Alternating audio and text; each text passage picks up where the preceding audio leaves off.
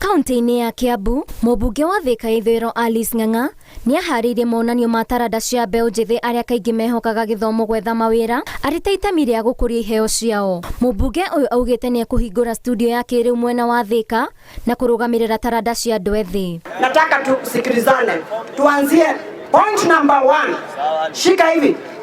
Ya kwanza, tutatengeneza studio kubwa sana hapa ya Thika ya kunasa. Point number 2, shikilia hivyo. Wale wote ambao talanta zao lazima zipelekwe shule, madam atawasponsor. Tuko pamoja?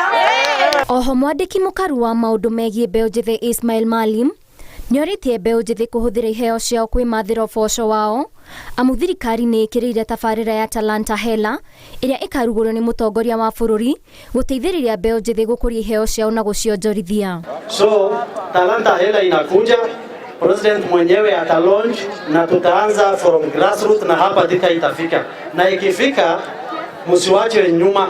Take advantage of that project. Is a mega project.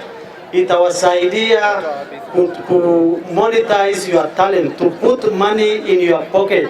Seneta wa Kiambu nĩaikĩtie rĩtana kũrĩ mbeũ njĩthĩ kwĩrutĩra gũkũria taranda ciao nĩguo gũkinya ikĩro cia macindano na kaunti iria ingĩ. Tuliongea na mheshimiwa na wabunge wote wa Kiambu. Tukasema kila mheshimiwa afanye talanta competition kwake. Wale ambao wataonekana wanaweza wanakutana na wale wa constituencies zingine. Sindio? Ngĩribotera Inooro TV, rĩtwa rĩakwa nĩ Waithĩra wa Ndwati.